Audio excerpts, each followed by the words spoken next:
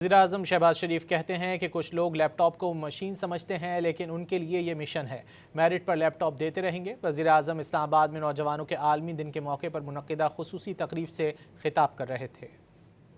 आज पहली national youth employment policy का बाज़ाब्ता ऐलान भी करता हूँ।